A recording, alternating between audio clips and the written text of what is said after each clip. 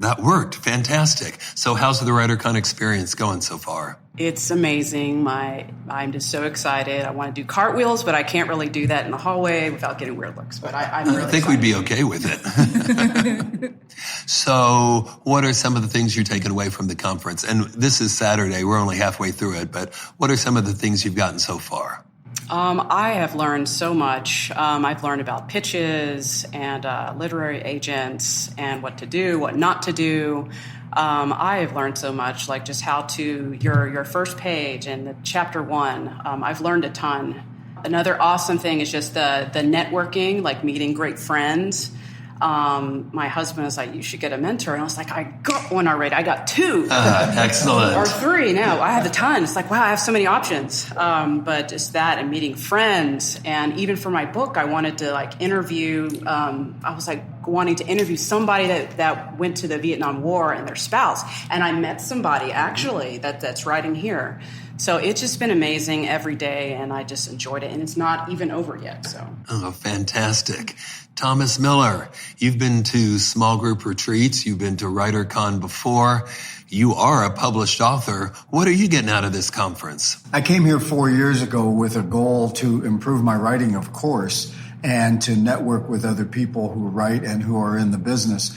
And I have to admit, my expectations were a little low.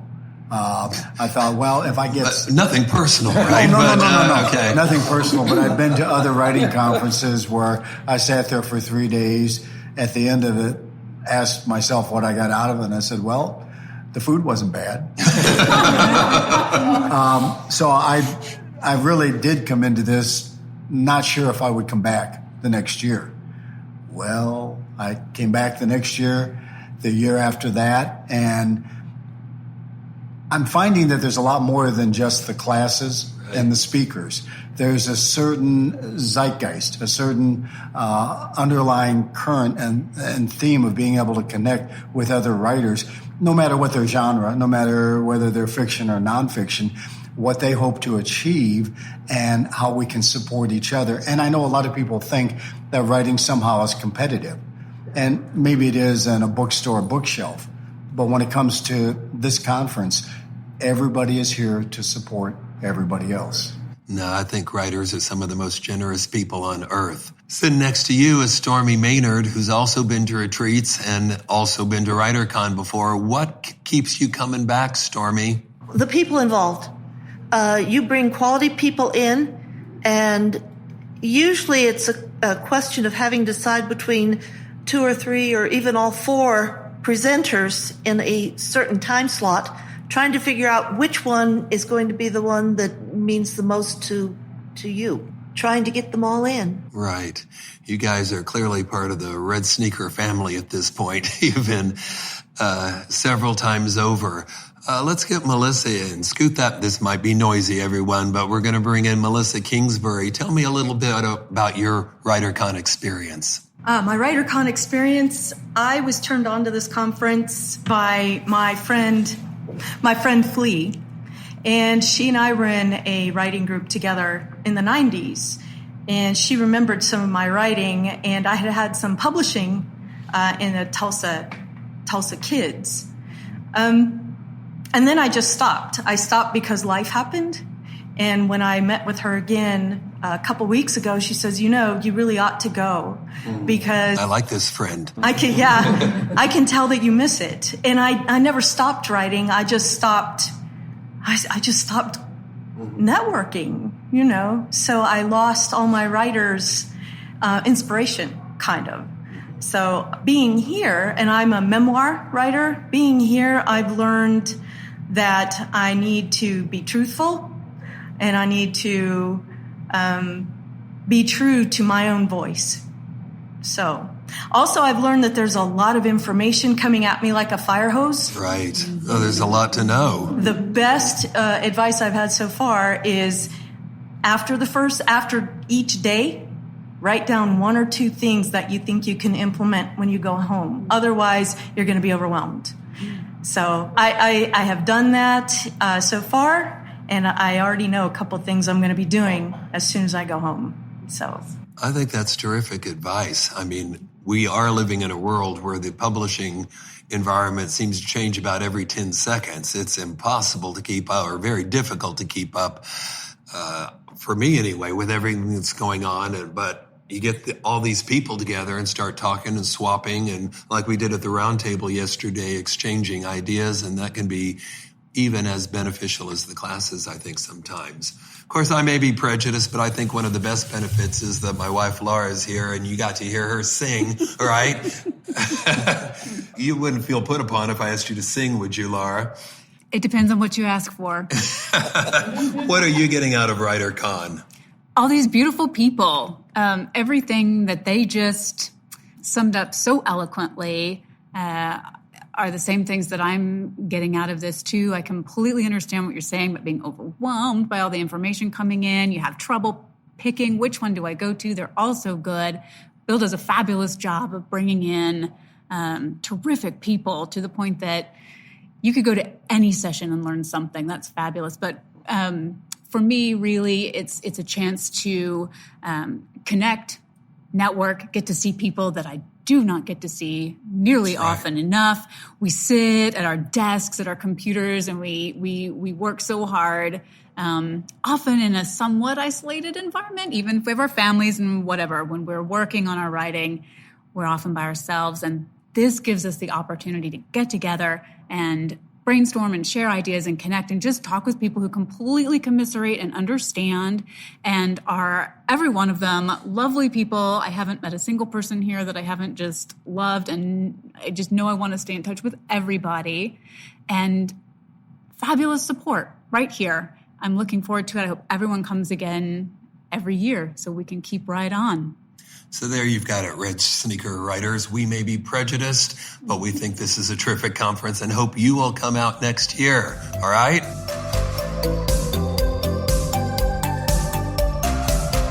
My main interview for this podcast is with two of my best friends and favorite writers in the world, John Wooley and Barry Friedman. John Wooley is a true professional writer who has done just about every kind of writing there is to do.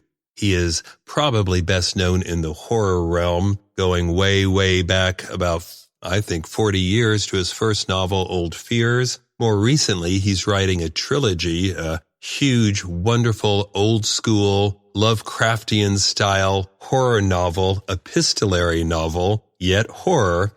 The series is called The Cleansing. The first book in this series is out. It's called Seventh Sense. The next book will be out soon. It's called Satan's Swine. Barry Friedman is perhaps best known as his stand-up comedian, which he has been doing successfully all around the country and some places outside the borders for decades. But he is also a wonderful writer, author of Road Comic, funniest book you're ever going to read in your life about his experiences as a road comic, and a collection of humorous pieces called Funny You Should Mention It. He has a new book coming out too, a memoir called 4 Days and a Year Later. Wonderful, beautiful book. So I like both these guys, and I knew they'd both be great interview subjects, but I had no idea what would happen when I got the two of them together.